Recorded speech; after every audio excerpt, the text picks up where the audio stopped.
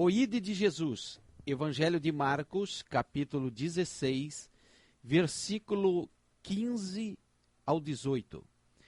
E disse-lhe Jesus: ide por todo o mundo e pregai o Evangelho a toda a criatura. Quem crer e for batizado será salvo, mas quem não crer será condenado. E estes sinais hão de seguir os que crerem. Em meu nome expulsarão demônios, falarão novas línguas, pegarão em serpentes, quando beberem alguma coisa mortífera, ela não lhes fará mal algum, imporão as mãos sobre os enfermos e os curarão. Glória a Deus. O ide de Jesus. Quero glorificar a Deus e tributar a Deus por essa maravilhosa oportunidade, onde nós queremos aqui discorrer desse texto tão conhecido mundo afora, o ide de Jesus. E o texto começa dizendo palavras de Jesus. É Jesus que falou. É Jesus que concede os dons. É Jesus que cura. É Jesus que liberta.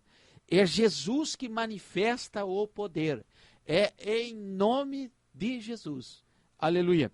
E Jesus começa dizendo: pregai o Evangelho. Quando Jesus dá a ordem para pregar o Evangelho, eu passo a entender que é o Evangelho de Mateus, Marcos, Lucas e João. Aleluia. Não estou aqui discriminando nem desfazendo a Bíblia, mas parte do princípio que, para uma maior compreensão, o que vale, o que começa, o que opera, são as palavras de Jesus, o Evangelho de Jesus. O Novo Testamento, o Antigo Testamento, eles vêm numa sequência. Digo a todos que é impossível viver uma vida inteira nesta terra estudando a Bíblia e descobrir todos os mistérios contidos na palavra de Deus. Diga-se de passagem que são mais de 5 milhões de informações diretas que a Bíblia informa.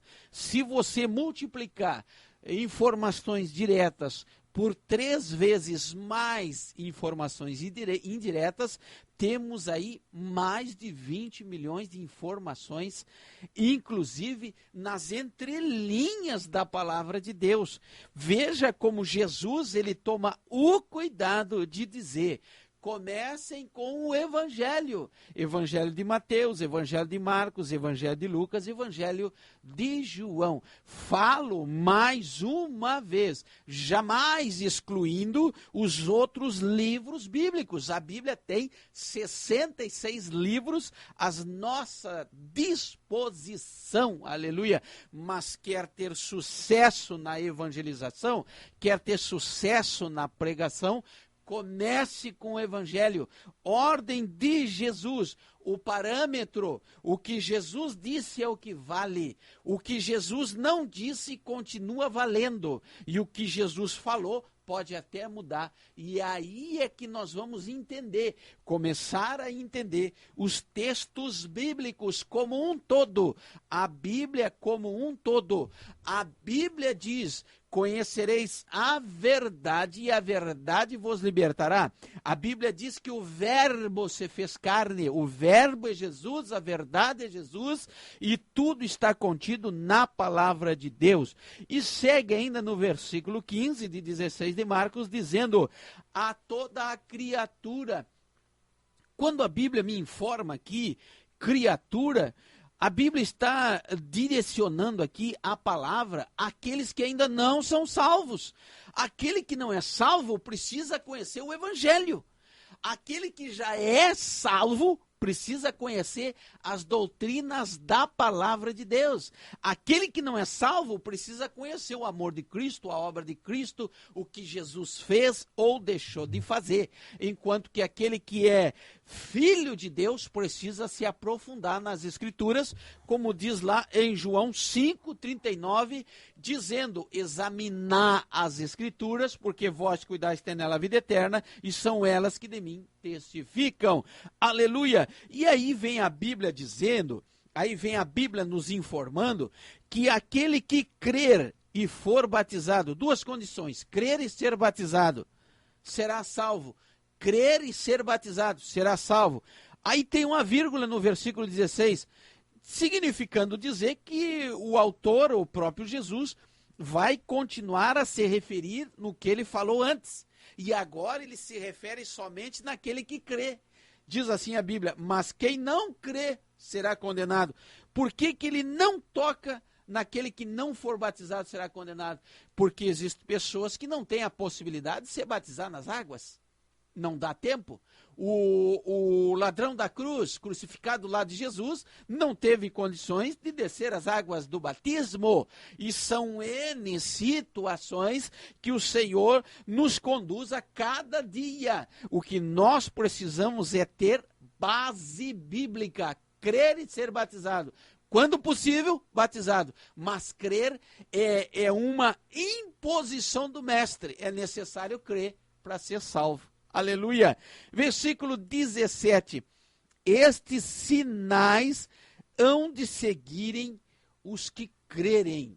Os sinais, eles vão atrás de quem crê. E aí vem os sinais. Em meu nome expulsarão demônios, falarão novas línguas, pegarão em serpentes, beberão coisa mortífera, nada lhes fará mal algum, imporão a mão sobre os enfermos e eles serão curados. Quando a Bíblia fala em posição de mãos sobre os enfermos, está falando aqui de N situações. Você coloca o enfermo do outro lado e impõe a mão. A enfermidade que tiver lá, a Bíblia diz que os sinais vão seguir. Aleluia. E o nome do Senhor Jesus vai ser glorificado. Basta levar o evangelho e os sinais vêm de atrás. Basta levar a palavra de Deus, os evangelhos, e o poder de Deus vem de atrás. Aleluia. Quando falo evangelho, já falei, falo mais uma vez, não desmereço nenhum capítulo, versículo da Bíblia Sagrada. 66 livros para a glória de Deus. Levou a palavra de Deus, aleluia, crendo, milagres vêm logo em seguida. E nós estamos vendo aqui 5 tipos de sinais, e desses 5 tipos de sinais se prolonga o mistério de Deus em inúmeras situações. Aleluia! Então vamos ver os sinais. Versículo 17. Expulsar os demônios, língua dos anjos, pegar e dominar serpentes. Aleluia! Nós vamos ver que expulsar demônios, tem muita gente que foge. Tem muita gente que dispara dessa situação. Aleluia. Expulsar demônios, tem gente que não entende esse mistério e não consegue perceber que quem expulsa o demônio não é o seu sacrifício, não é a sua pessoa, mas é aquilo que está dentro dele, o poder de Deus, que cruza, aleluia, vindo da parte de Deus. Então por que temer? Aleluia. A não ser que esteja em pecado. Estando em pecado, despare, vá arrumar o que fazer, deixa para outro expulsar demônio.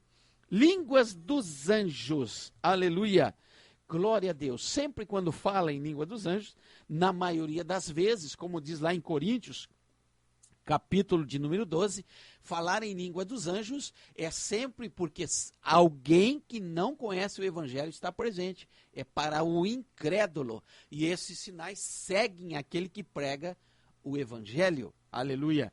Pegar em serpentes, dominar serpente. Quando observamos aqui serpente, nós precisamos aprender alguma coisa sobre serpente. Primeiro, que serpente precisa de sol para se aquecer. Aí você imagina, ela precisa de terra para se rastejar. E pó tipifica pecado. A serpente anda em meio ao pecado.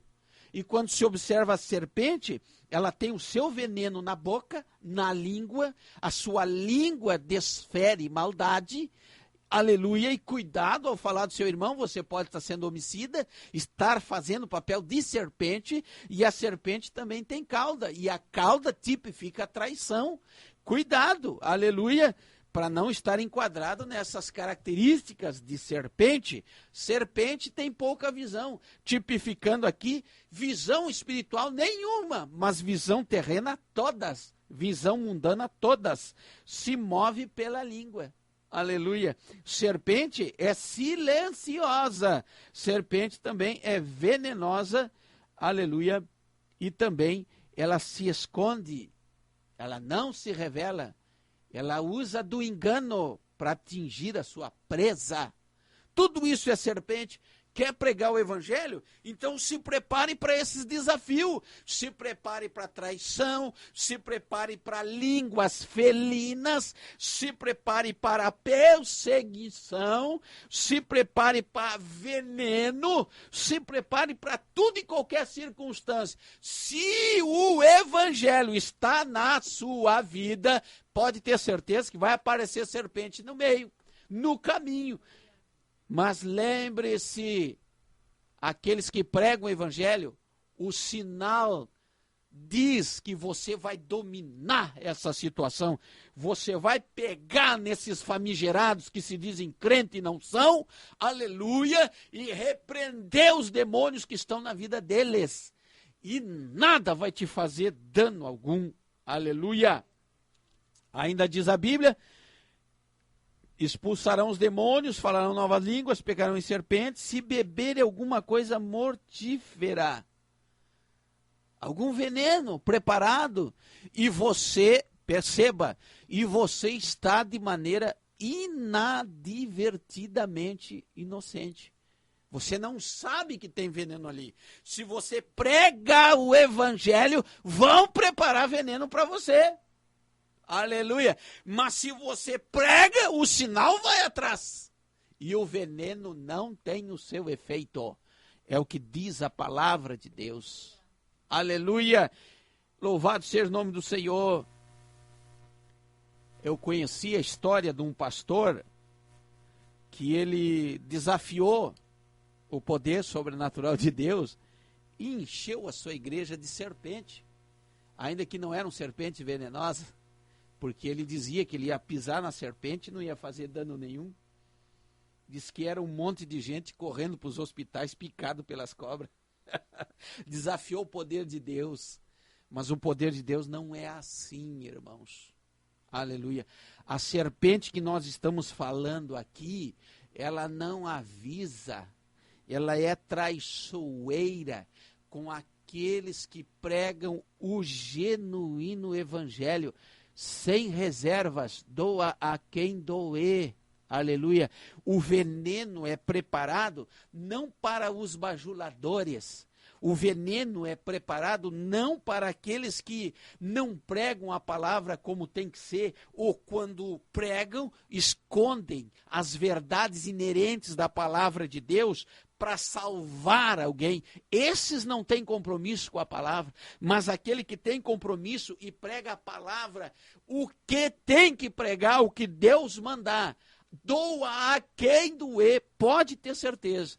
A serpente vai estar escondida, os venenos vão estar embutidos, mas eu glorifico a Deus, que de tudo isso, quem prega o evangelho fica livre dessas mazelas, aleluia, preparadas pelo inimigo, e porão a mão e curarão os enfermos. Imposição de mãos. Eu glorifico a Deus porque, de um lado, o enfermo, e do outro lado, e eu quero falar aqui, de alguém que prega o evangelho, e que os sinais estão com ele.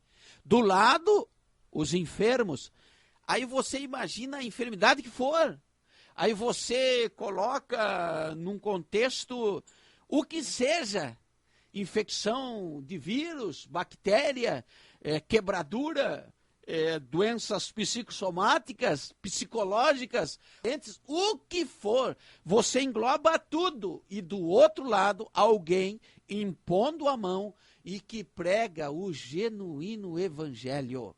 aí as coisas acontecem. Por que não estamos vendo isso mais em nossos dias? Por quê? Porque não se prega mais o genuíno evangelho. Quando falo de genuíno evangelho é avisar o povo do inferno, é avisar que tem que negar a si mesmo, pegar a cruz e seguir a Jesus. Aleluia! Ele é o caminho, a verdade e a vida. Seja o que for, seguir a Jesus. Aleluia! Aí nós vamos ver os sinais, como diz a Bíblia, ide e pregai por todo mundo, sem exceção, e pregai o evangelho. E os sinais vão seguir ao evangelho. Os sinais não seguem ao pregador, não, senhores. Porque o que nós vemos comumente nos nossos dias é que os homens estão idolatrando muito quem é usado no dom de cura, ou libertações, ou quem fala línguas estranhas. Às vezes o camarada lá já está mais perdido e está levando outros tantos para o inferno.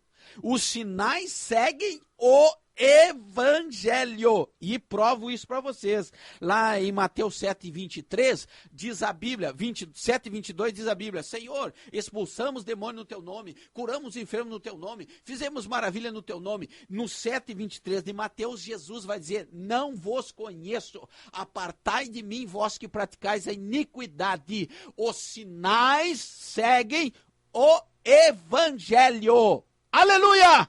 E aquele que está compromissado com o evangelho. Aleluia! O que nós estamos vendo por aí? Aleluia!